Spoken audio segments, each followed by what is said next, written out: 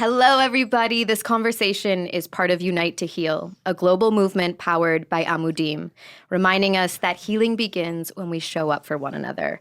I'm a journalist, and I host a podcast called Question Everything and a card game by the same name. It's basically a club for curious minds. And I'm here with two people who embody purpose and empathy in action, Emmanuelle Chriqui and Mandana Dayani. Mandana Dayani is a brand builder, an activist, and entrepreneur who has dedicated her career to empowering others through purpose-driven work. She's the creator of I Am a Voter. She served as president of Archwell, the production and audio founded by Prince Harry and Meghan Markle. And she founded Calinet Foundation, which incubated One Mitzvah a Day, Mitzvah Maker Day, Our Campus United, and the OCU Chronicle, all to combat anti-Semitism and celebrate Jewish joy. She also has my very favorite newsletter on Substack called All of It. It's so good. Mandana's work sits at the intersection of impact, culture, and community, and she leads with heart and conviction. Emmanuelle Chriqui is an actress, producer, and advocate. You've seen her shining on screen in Entourage, The Mentalist, and Superman and Lois. And of course, you don't mess with the Zohan. If I read a list of all of the charities she supports, we wouldn't get into the conversation. She is one of the most philanthropic people I have ever met, and a really powerful example of using visibility for good, and truly helps people feel less alone. Now, Amudim was founded on the pillars of kindness, on compassion, and dignity. Mandana and Emmanuelle embody those virtues every single day, so this is going to be a beautiful hour. Thank you for joining us.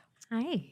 Thank you. That was so nice. Yeah, I feel like maybe we should just stop before we mess this up. It's weird when people read your bios back, right? Yeah. I'm always like, are you supposed to smile? Like, what are you supposed to say? Like, should I curtsy? Like, I don't understand. It's like when people sing happy birthday. It gets like... Yeah. Well, we're here as part of Unite to Heal, which is a reminder that healing begins when we show up for one another. So we hear that phrase, show up, so often. I'm curious what showing up means to you in a practical, non-Instagram type of way. One of my, this woman named Ashley McDermott, who's really close to us, she has a saying, which is you can fake caring, but you can't fake showing up. And I think there's so many people that will like your photos or, interact with you through social, but showing up is being there, fully present for the hard times, the joyful times, celebrating your wins with you, getting in the weeds with you, helping you figure things out, showing up for your community, taking risks, doing work that's hard. It's not easy to be an advocate sometimes, but I'm sure we'll talk a lot about integrity today. But I think showing up, and you both emulate that so much, is just like fully being present for the people and the issues that you care about. Well said. Yeah. Well said. I'm watching going, what do I add to that? I think it's the idea of just being in action. Words, we can just say things all day long, but then when you actively show up, it takes effort. And you kind of got to go beyond yourself. And I think that I know that when people show up for me, I am so touched because I know that they took that extra time out of their day to really show up. Yes. And you feel it. It's not just empty words. I want to ask you about that because I find that one of the bright spots of going through hard things is learning how to show up better for other people by emulating what people have done for me. Is there a way that that somebody has shown up for you that really sticks out to you or that was memorable and really felt impactful at the time? Oh, absolutely. One of my best friends, there was a moment in time in LA several years ago where I felt like I was floating a little bit. I didn't feel like I was really a part of a community, and I felt that it didn't feel good. And we became friends, and her friendship and the way she showed up as a friend to me taught me how to be a better friend. Wow. Like, talk about being attentive and loving and, all these things that, you think but then when someone goes the extra mile, it floored me. And every birthday card, I'm like, thank you for literally making me a better human, because her friendship was just so rich in that way. Mandana, how about you? Well, I was just thinking about, I think there's a deep vulnerability in asking for help or showing that you need people to show up for you, which I struggled with most of my life. And I think I'm one of those people who like never had a birthday party because I had this fear of, oh my God, no one's going to come. Or if they come, they're going to be so bored, which is really a horrible way to live. And I remember when I started I'm a Voter, and I was like, oh my God, I've now called in every favor I know. Every cool person I know is doing this with me. I have CA found, like this, it's such a thing. And then like, what if no one cares? And I was so afraid. And then I went out into the community and I started sent everyone all these emails. And I was like, hey, we just started this thing, you know. And every response was, oh my God, thank you so much for asking. I'd love to help. And that blew my mind, just that how much sometimes people want to show up for you, but they either like you don't ask for help or you also don't show that you need help. And so in the process of, I think, me showing up and other people showing in my life, I've also learned the importance of vulnerability and being honest about how you're feeling. Like, hey, I've called her so many times and been like, I need you now, SOS, you know? And sometimes it's like, I just need to see you and I need to hang out with you and I need you to talk me offline. Or it's even when I started One Mitzvah a Day, it wouldn't have happened without her being from the beginning, like, this is going to happen. We're going to do this. I'm going to post about it. We're going to email all of our friends, you know, and you need sort of those cheerleaders along the way. I can't think of one time I've asked you to show up and you haven't. Well, thank you. I feel as if there are certain people in our lives that we know, and sometimes they're not even people we're close to, that will show up. You just know, maybe it's integrity, maybe it's a care. Can you pinpoint what that feeling is? Of why can you ask a certain person and you know that they'll show up? You know, I'm just going to interject. You know, it's funny. We're all here because of Israel. And like, before we became really close friends, it's actually stunning. Like, I've never met anybody who's dedicated their life to giving back. Yeah. Like, it's kind of other level, and it really sets a super high bar, but it's an example of like, it's really inspiring. So it's like, I don't think I'll ever really be able to do what he does, but what he does, like the feeling that you're talking about, it's inspiring, it's touching, it's moving. Like whenever we catch up and he tells me what he's up to, I'm always like, wow. Yeah. Oh my gosh. Yeah. So it's that. It's a little inspiration and a little like being touched. Yeah. You know, being moved by somebody's actions. He's an expert in showing up. Expert. For sure. I think sometimes we think that we're showing up to help somebody else, and then we really end up kind of healing ourselves in the process. You're smiling, Mandana. Is there a time that you can think of where that's happened? I think for me, weirdly, that was the most formative memory as a child was, I mean, I started being active and giving back so young. I think I started my first charity in 4th grade. And of course you I know. did. I can imagine little Mandana. I love her. Yeah. But part of it was I really cared about what I was doing. But also it was the best I ever felt in my life. Like feeling like a leader. And you realize in this space of showing up and giving back, you meet your people. Like I didn't know who my friends were in school. And then when I started doing this work and the people that came to our little ecology club, you know, those were the coolest people to me. And we had so much fun. And those really became my friends. And all the people I've met through starting all of the different advocacy work I've done are really the people that became my community and my friends and my family. And so I think there's so much that we get from the process of being present and showing up for other people that I think they also get from us. That's really well said. Yeah, absolutely. I think you both show up for others quite a lot. You were generous in saying that we show up for you, but I watch the two of you on Instagram and off Instagram, and I'm wondering how you even have jobs, because you show up for other people, friends, community members, strangers so often. You both have shown up for the Jewish community and have not just been leading voices, but you've given your time, your money, your energy, and your love so much, especially the past few years. What's something you've learned about taking care of yourself in the process? Where do we begin? This is a big one. It's a huge one. Yeah. I have so many therapists and healers to get me through this question. So I will. She's really way more wise than I am. Oh my God, that's absolutely not true.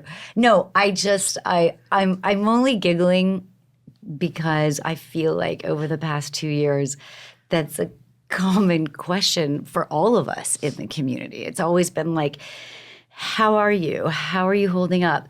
I know for the people that are doing this 24 hours a day, the Mandanas and the Hens and the Noahs, I'm like, how are you doing this? Yeah. And, and we talked a lot about these like mental health breaks.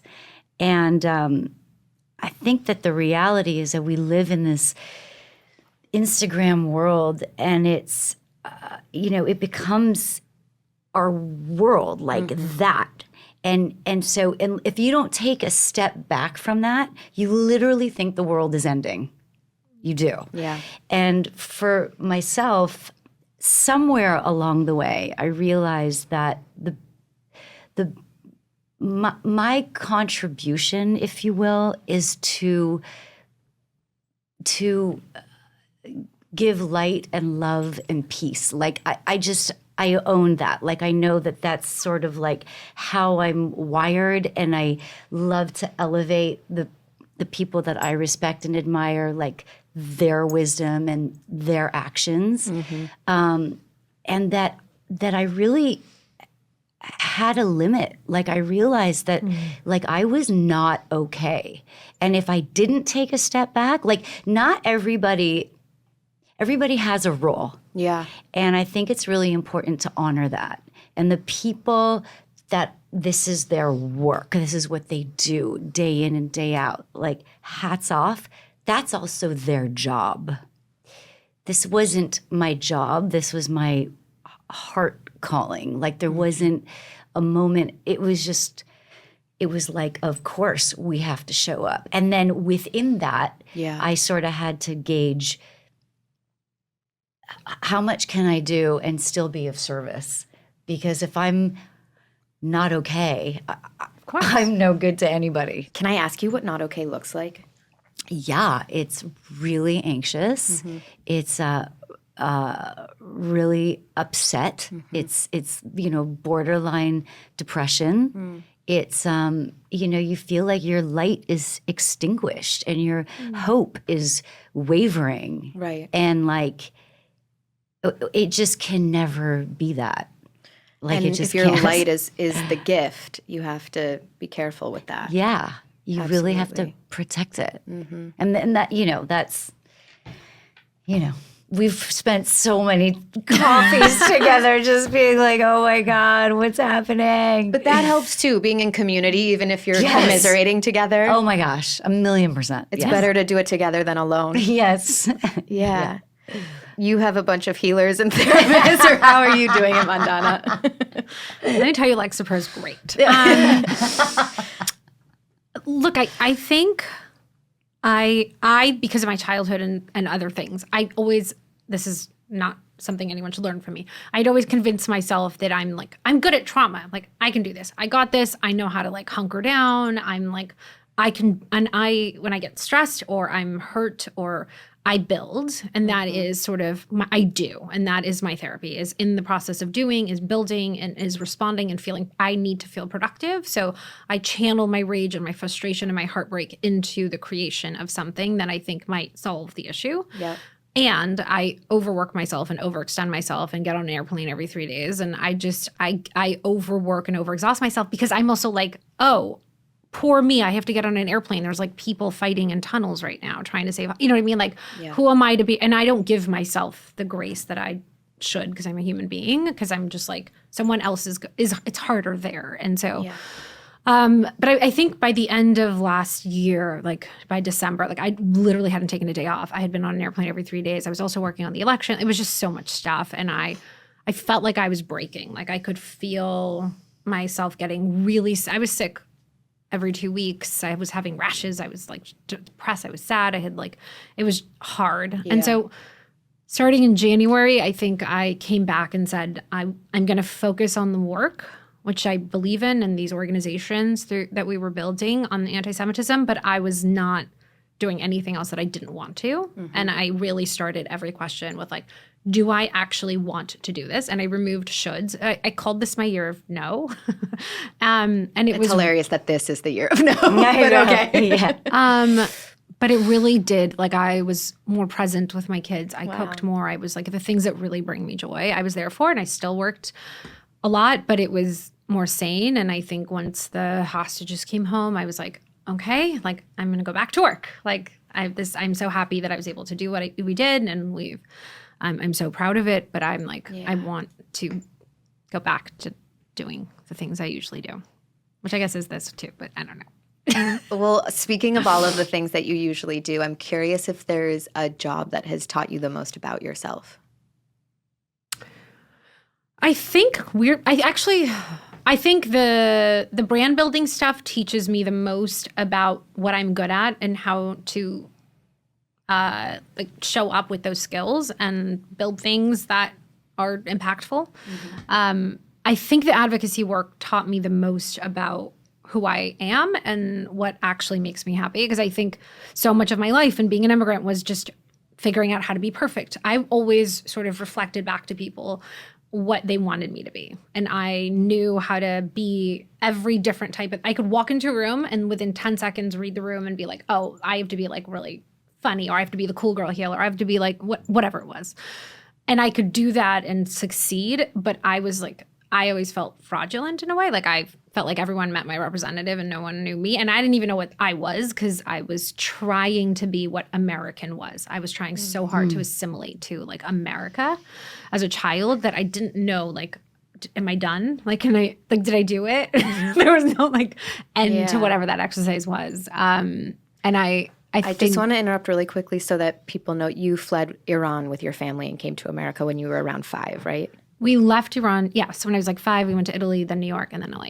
Okay. Sorry, please keep No, going. of course. I mean, I used to like sit there and watch like Full House and be like, okay, this is how you act like an American. This is how you talk, and like this is how you dress. And I would, I remember even in high school, like going into a room and seeing everyone and like, oh, okay, people have to dress like this to like get ahead. Cool, I can do that. And I like bought a sewing machine. I taught myself how to sew, and I was like, okay, cool. I'm gonna have great style. That's so easy. Like, it was like, what is the system that I have to hack? But it wasn't building me in a way, if that makes sense. And I think through the exercise of impact and using my voice and knowing that almost every time I took a position, I was upsetting half of the people in my life. Like when I started I'm a Voter, almost every person in my family disagreed with me. So many of my friends stopped talking to me. And I thought that would like send me into a state of complete and utter panic. And I swear to you, I felt like I was skydiving, and like it was the happiest. I was like, oh my God, I'm free. Like I don't even care what is on the other end of this. I was like in my body and I was free. And that changed the rest of my life.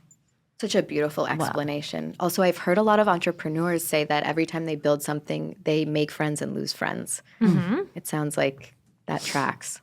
Well, I think to Em's point earlier, because the world is split into these binary algorithms, like everyone is forced constantly into the most extreme versions of things, or they're always presented, and that kind of gets reinforced them over and over. And I always, this is probably a controversial thing to say, but I feel like no matter what, I'm not the right kind of Democrat, because like the Democrats are mad at me and the Republicans are mad at me. Like I'm never the right kind of Jew. There's Jews on this side that are mad at me and Jews on this side that are mad at me.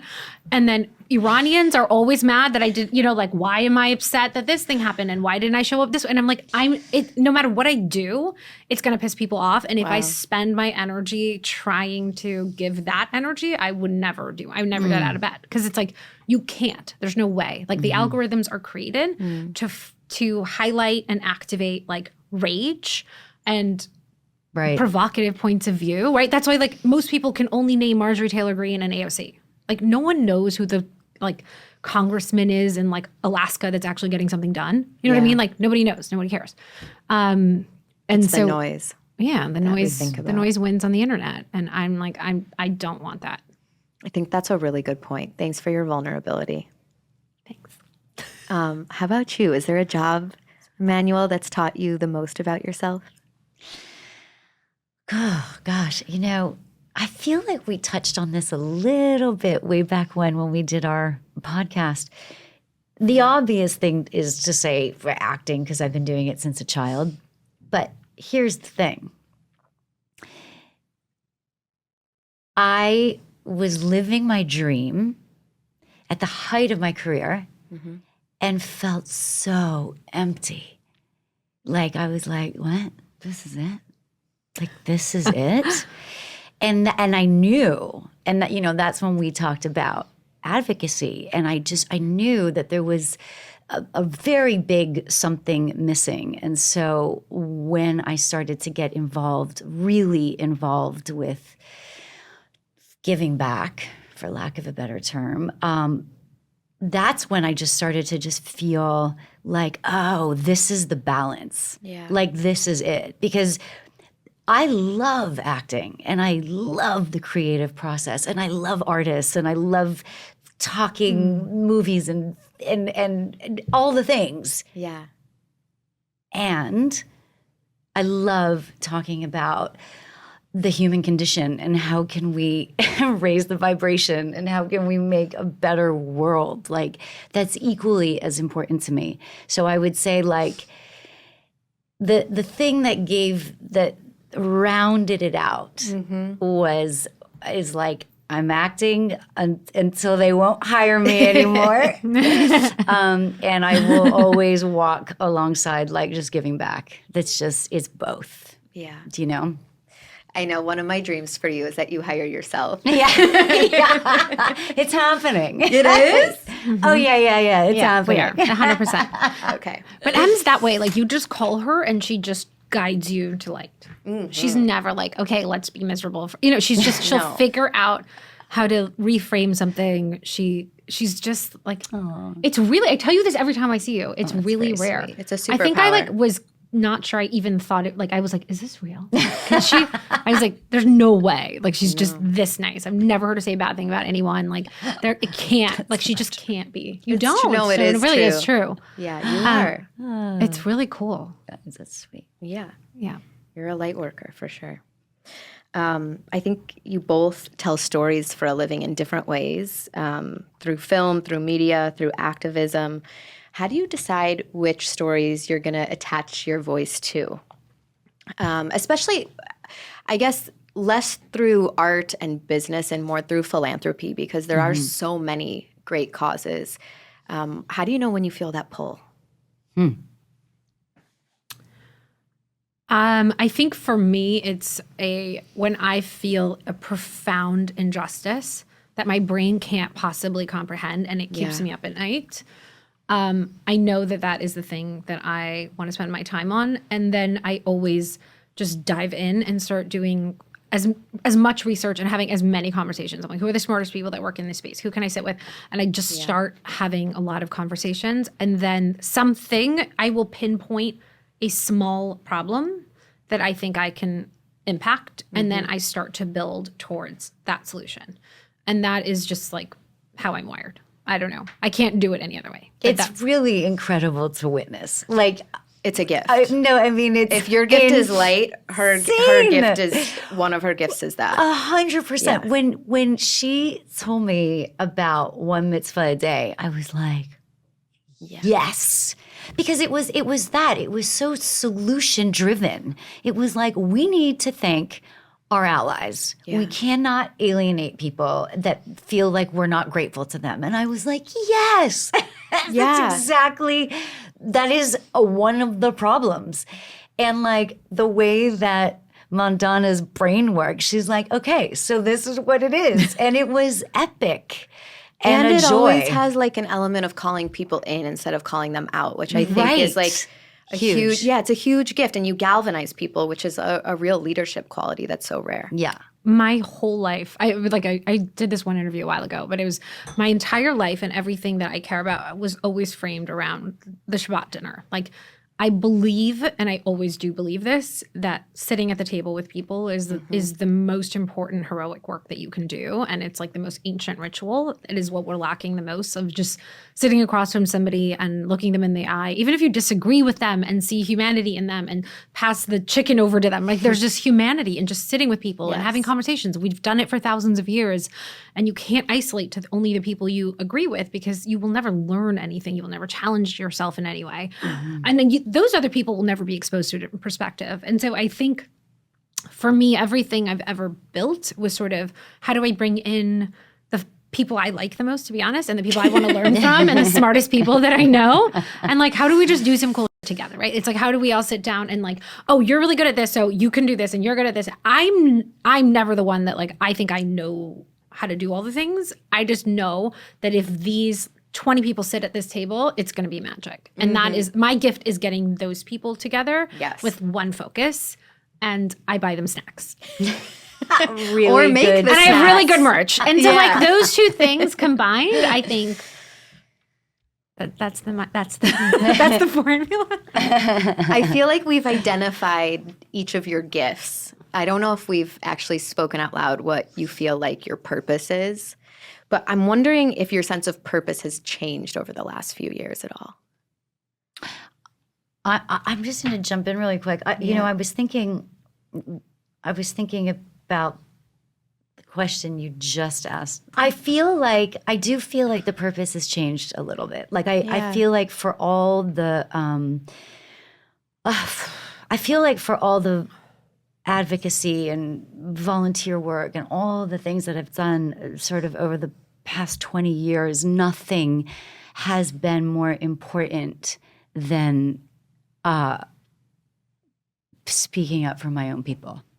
Like, it kind of makes me really like, Yeah. it makes me really emotional because it's different. Right. It hits differently, you know? And we've had a really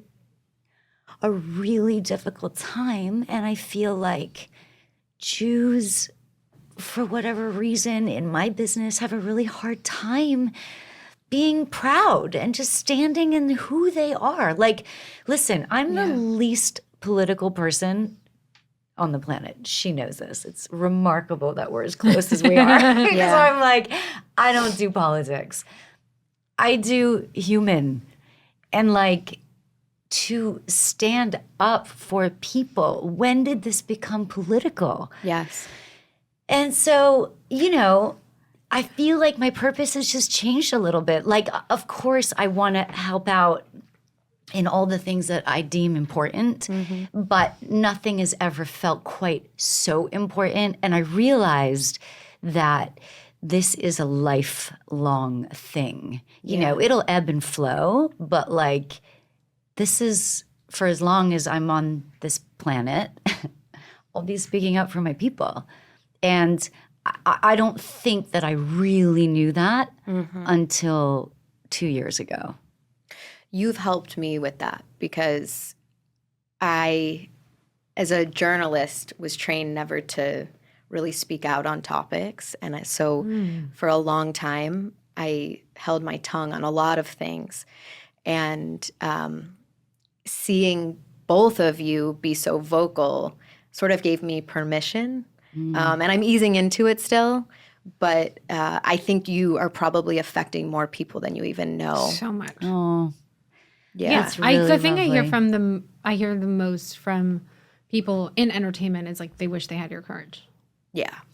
Wow, that's very And you do it with lovely. love. Yeah. Always. You're never like mean or toxic or vile or hateful. Yeah. Like, it's really beautiful how you do it. Thank you. I love when you said you do human too, because if anybody were to look at the list of philanthropies that you've gotten behind with your time and your money, it runs. I've never seen such a gamut. I mean, I think it spans probably like 5 or 6 continents and multiple countries and religions, and it's pets. Like it's not even just people. So yeah, I Thank agree with you. That's really lovely. It's both true. of you.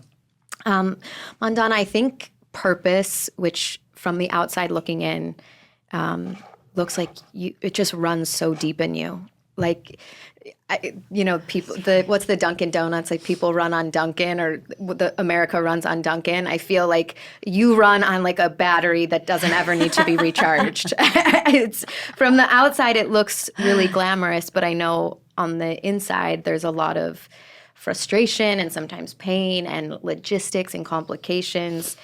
What moment made you realize that you needed to do work that mattered on a deeper level?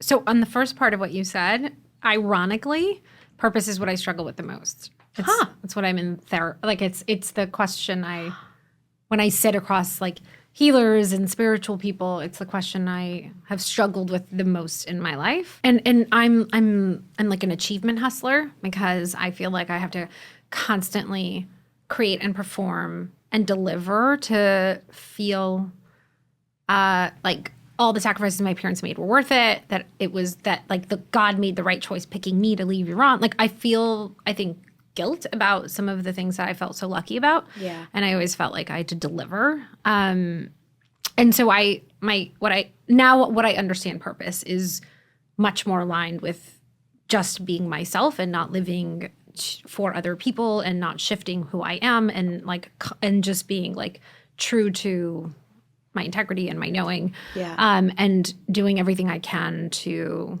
make my kids' lives better than mine. Right? I sort of like that is how I now take my purpose.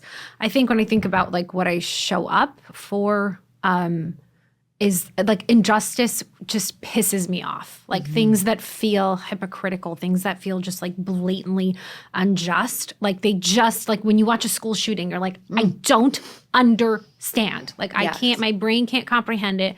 There's nothing any human is ever going to say that's going to make me feel like that was an okay outcome. And I can't sleep. Like I just can't. It really pisses me off. So like anger is a big part of, I think, what fuels me sometimes. And it's a good motivating factor. Yeah. And also like, I don't know that millennial women were really allowed to be angry that often. So I think it's kind of cool that you talk about that. It really pisses me off. Like there's certain things that just really piss me off. Like I couldn't let it, like I remember when I spoke at the United Nations about the sexual assault of women in Israel by Hamas, and like all of the women I worked with at Time's Up, like vanished. And it just pissed me off because I'm like, how could you be this hypocritical? Like, how can we not believe all women? Like, how can you just draw a line right now? And things like that, just, I can't sleep. It just makes me crazy. And then I'm like on the phone and it spirals into me wanting to do 50 other things, but, build a company. Truly. 'Cause I don't know how else to show up, I guess. I understand that. Emmanuelle, you've played so many beautiful roles. You've played other people for a living, and yet you have this very strong sense of self. Was there a moment that shifted how you saw yourself beyond the roles that you played?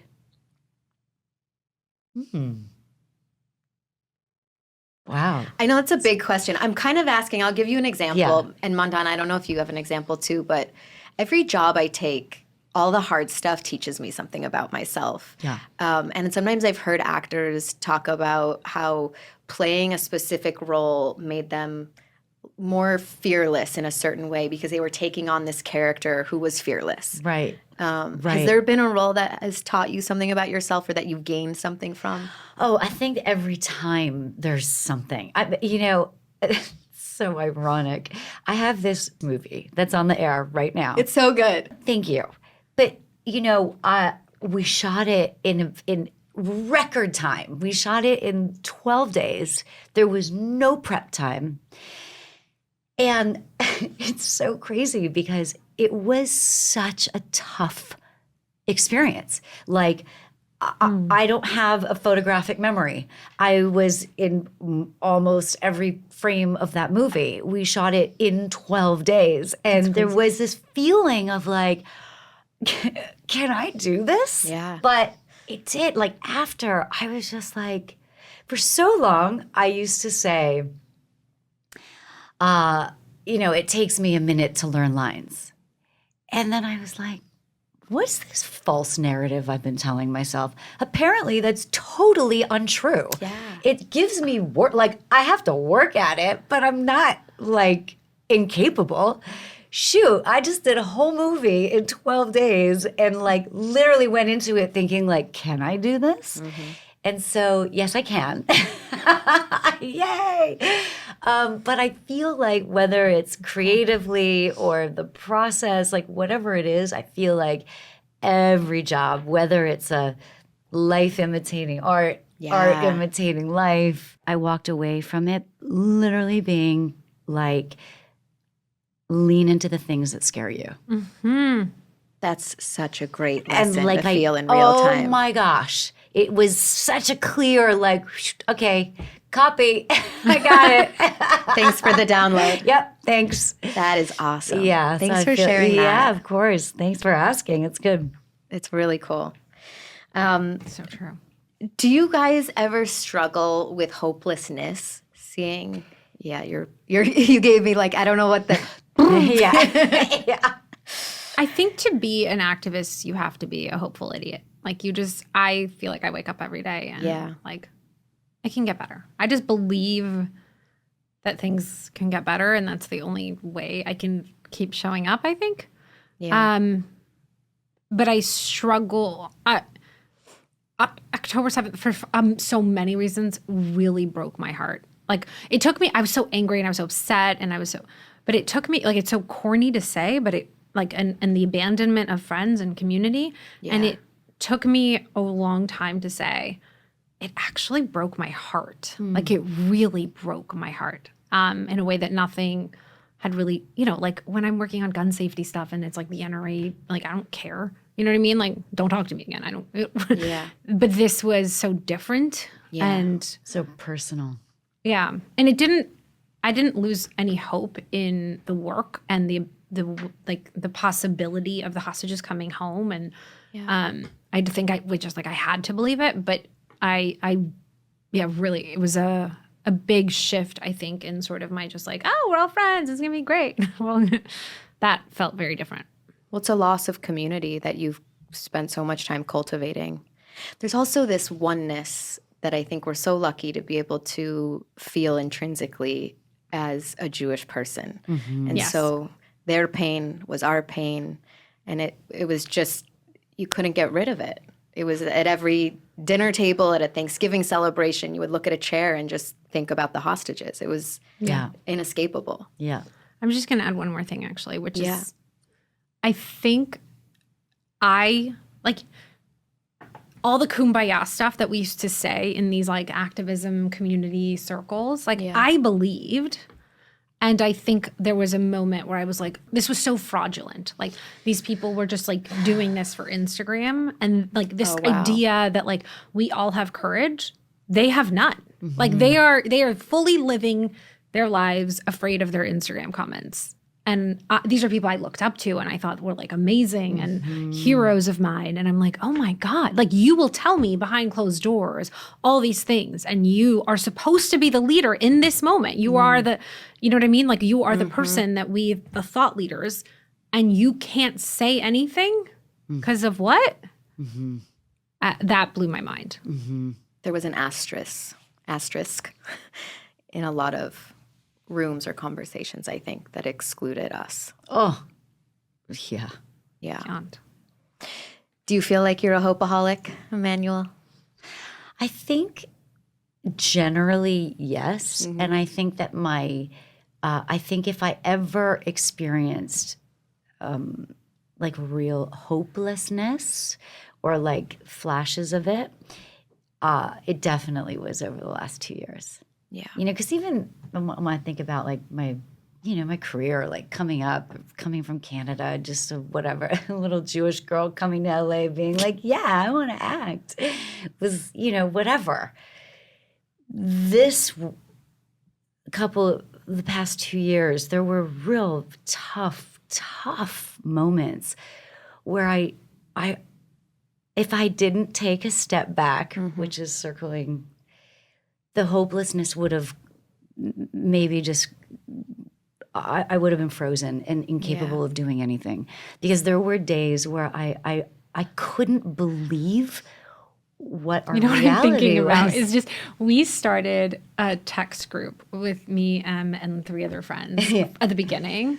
And it's funny how much humor got us through this. Yeah. Like we would have days where one of us was just like, I'm broken in the text group. And then someone would send like the most ridiculous joke, or like they would group FaceTime us and like someone is like wearing their, towel from the shower. And like we would just like talk smack to each other and laugh. And like I cannot imagine the last 2 years if we didn't have that little group. Oh man. Like those It's FaceTimes true. in the good times, in the bad times, like like, and that's to your point of just like the community. Like if you like the people, the way that people showed up and held each other up. And these are people I never FaceTimed with before October 7th. And now like I cannot imagine life Without. Wow. Yeah. That was the silver lining of all this, is like it was community. Yes. Yes. Yeah. Like multiple Wild. times a week. Just like wild FaceTimes, and you're like in the car driving. Like it didn't matter where you were, you picked up and you just it was really, really beautiful. And you know what else, to piggyback on that? Yes, humor for sure, and our community. And also too, that the antidote to hopelessness, I think, is action. That is such a great point. I'm so glad you said that. Will you say more about that? I just, over the past couple of, this is what I mean. Whenever I felt that bubbling anger, or the injustice, or like the all the things that we were accosted with over the past 2 years, it would just be like I would find that whatever it was, a post, a quote, a this or that spoke to exactly that thing. And then I could like put it out into the universe. Yeah. And there would be a reaction. And there, whatever, people picked it up, this and that, whatever, phone calls, this and that. But this idea of like, don't give in to the hopelessness. Like, we can't, right? So it was just like, okay, let's just gather ourselves and have a Shabbat. That's action, right? Let's be in community. Let's remember who we are. That is an action. Yes. Right? Let's have pride in who we are. Like, action isn't just advocacy. Action is, let's like actively be present in our lives authentically. Yeah. When you're scared or sad, you got to jump in. Exactly. Absolutely. Exactly. I'm so glad you said that. Okay, this is a big one that we were actually we were talking about it a little bit before we started filming, is saying no. Oh. I feel like I'm 34. I think I've had 34 years of practicing saying no. I'm finally just getting at it a little bit. How have you been able to learn, or have you been able to learn how to say no without guilt? Without Jewish guilt? I am actually really super happy. I didn't inherit the big Jewish guilt thing. I don't know why I bypassed it. Because your mom probably was like Moroccan and cool, and I don't know how cool she was, but definitely she had no problem saying no. It was like, Mom, can I go to so-and-so's house? No. Why? Because I said no. Okay. But to really like stand in your power and say no and not feel a certain way about it, of course, is a journey. One of my dearest friends said to me many years ago, he said, no is the most powerful word in Hollywood. And I was like, oh, I like that. That's true. And then of course the sort of spiritual evolution of like, say no to create room for the yeses that you want. right. Right? Which was circling back to what you said. And I just feel like there's no time, man. There's no time to beat ourselves up. Does it resonate? Do you want to do this? Yes or no? There's no maybe. Yeah. And if it's no, then do it with love. I'm learning that every time you say no to somebody else, you're saying yes to yourself in some ways. Are you good with no? I told you this was my year of no, but up until now, and I'm still, it's the hardest thing for me. Yeah. Because I want to show up for everybody and I want to be present and I love so many people. And I also realized that I was not as present for other things that were really important to me because I was constantly making these sacrifices and my health also. So I really try to now reframe things from, am I doing this because I think I should? Right. Or am I doing this because I actually really want to and this sounds fun? Like, does this bring me joy? And like a lot of the times it doesn't. And I would just do it because, and I was like, I don't want to do that anymore. And I'm so much happier. Yeah. It's wild how much happier I am. Was it, this is maybe a personal I question. have no boundaries. You can literally ask me anything. Love it. Thank you. Truly. It's so wonderful. Was it a health incident that set you up for this year of no, or what was the impetus? Last December, after running I'm a Voter, working on the election, building the CalNet Foundation, I was touring all the campuses, speaking at the campuses. I was like on an airplane I don't think I was in LA for more than 5 days for a 6-month period without like international flights. It was insane. Yeah. And then like wardrobe and fittings. It was just so much stuff. And I got really sick. Like I broke down. I had rashes everywhere. I mean, I was like really sick. Yeah. And I was getting IVs every week. You know, I just had to like, I started forming all these other random things and I'm taking medications for it. I will be fine. But I just, you know, you get to this place of like, okay, and for what? Like Your body was speaking to you. And also like why? You know, and you realize that sometimes like you just do really dumb, like things for no reason. You're like, why did I just leave my family for a night to like go to this event that I don't care about, to like take a photo for Instagram? Like you're like, what am I doing? So I don't know. I think I just had this like, I'm not going to do things because I think I should anymore. No more shoulds. I love that. I love it. It's really hard. I'm not gonna lie, guys. It's really, really hard. Yeah, it's not. I still am like, is it okay? I called her like about something that remember? I was like, do you think it's okay if I don't go to this? I really can't, and I really don't want to. But it's nice to have a pulse She's like, check. of course you shouldn't go. Talk about should. How about shouldn't? Yeah, exactly. Great. Are you guys faithful people, would you say? Faithful. Yeah. You mean- would you say you have faith? Yes, 1,000,000%. You have a lot of faith. A lot. In fact, I was speaking to my best friend who I was talking to you about before. I was gone for most of the summer, and we had this really good catch up, and it was really wild. And I said to her, I feel like right now, my connection, this with God, higher power, divine, whatever you want to call it, I feel like it is so clear right now. And I feel like I have such a relationship. Like I feel like there's been so many moments where my faith was tested and then I was floored by the outcome. And I know that Israel is probably watching this being like, I can think of a few. But there really have been so many. Like a lot of sort of spiritual teachers, they talk about like play with the universe, like, talk about manifest, like, play, ask for something, da da da da da da. But I felt like I really was talking to God, and like there was a response, and it gave me so much peace, and it continues to.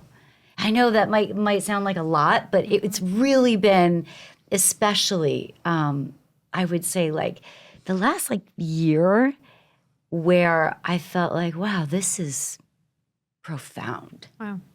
Yeah, really. That's really beautiful. I've only heard a response from God once in my life, and it almost freaked me out. It was almost like an inner voice. But in Farsi, the word God means the deepest part of you, right? It's one of my favorite definitions of God. I think that's so beautiful. Wow, that's beautiful. I didn't know that either. Yeah. Makes Are you sense. a person of faith, would you say? Yeah. I'm always talking to God. You are? My bestie. Just kidding. In the car, on walks. Honestly, all the time. Like, and I have moments where I'm like, seriously? Like, you know, and I'm just like, are you kidding me right now? Yeah. All right, let's roll. You're so funny. It's so good. Yeah. But it's true. Like, I am like, all right, what I'm sure there's something I'm going to learn from this. And I just like pull up my sleeves and we go. But yeah, for a million reasons. Is it something you talk to your daughters about? Yes. Weirdly, the thing my daughters ask me the most is whether God is a girl or a boy. Oh. The deepest part of you. I was like, obviously he's a girl. But yeah, we have a lot of conversations about God, and they tell me what they think God looks like and what it does. It's just we talk about it a lot. It's really cool. Sweet. At the beginning of our conversation, we talked about showing up. I'm curious how your Jewish identity has influenced the way you show up. I was thinking, it's a hard question to answer. I was thinking about what that is for myself. I think it's in our culture. I know. I was about to say, I think it's in our DNA. Yeah. It's like you show up. Yeah. If you think about like all of the rituals that we have, everything from Shabbat dinners to bar mitzvahs to shivas, like everything is oriented to make sure that you are never going through any of these things alone, right? Like that you're processing joy and grief in community with other people, and that the community, you know, like when you go to the cemetery and you have to have 10 men together, right? Like everything is about like the collective. Yeah. Because we were born in tribes, right? Like we were born to sort of take care of each other, and you can't carry the load by yourself. You just cannot.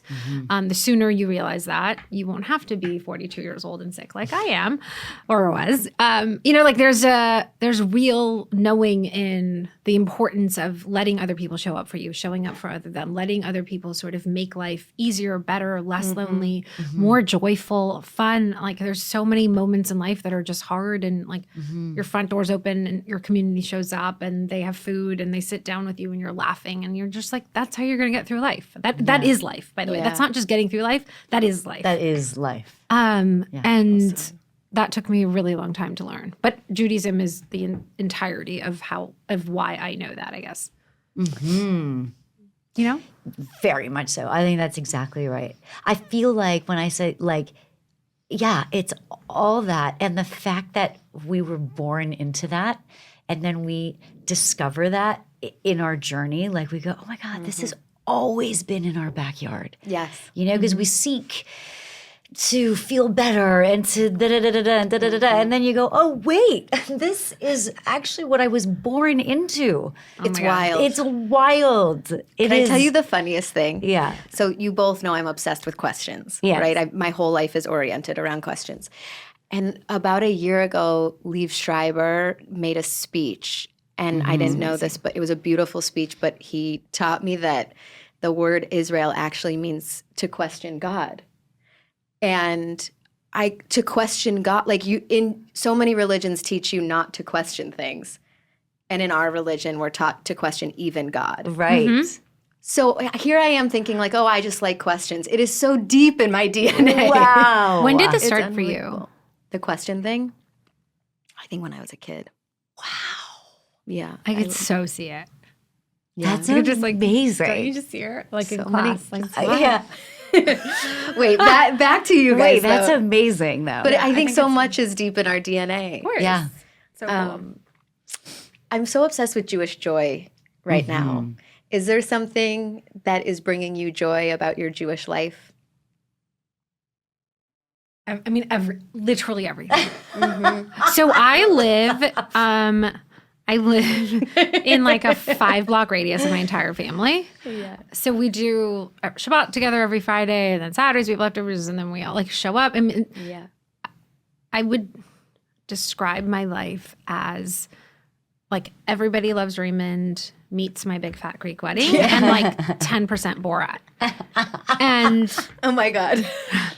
literally, I'm not exaggerating. That's the Kurdish part of my life. Just kidding. But Hilarious. Yeah, I don't know. I think all of every day is anchored in some things. Well, there's always a holiday, or it's like you're prepping for Shabbat. You know what I mean? Like there's 3 days of prep for Shabbat. Are you coming to our house? I don't know. All the fighting back and forth, and I don't know. Like when I think about all the things that we are, like all the things that we were taught about passing information generation to generation, which anchored so much of how I parent, to focusing on joy and focusing on good. And I don't know. Like I just can't. I can't imagine not having had that foundation growing up. Yeah.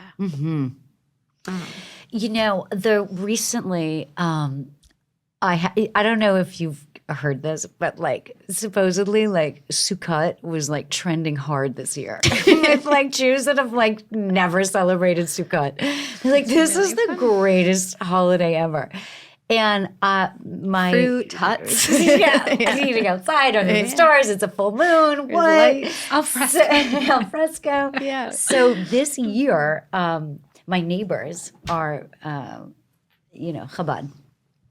And they invited us over for Sukkot. And this is like our second or third time celebrating it with them. But this year, it was so good. It also goes back to what we were just talking about. But he got up and he was talking about how for 1 week, okay, we are like, it is written that like we must be in our joy, like actively be in our joy for these 7 days of Sukkot. And I was like, wait, what? And when you think about it, right, we just had Rosh Hashanah, we had Yom Kippur, we're like just a difficult day. And then we're eating outside under the stars, a full moon, and being told that the next 7 days, every day you have to wake up and think like to be in your joy. I was blown away by that. And you know, I took that seriously. I was like to my boyfriend, I was like, babe, every day this year, we got to be in our joy. This week, not this year. Every day this week, we got to focus on our joy. I love that it's prescriptive. Me too. I didn't know that. I didn't either. That's and so cool. I love that. So that's just, it's just another thing that I find our religion is just always giving us these gifts. Well said. Yeah.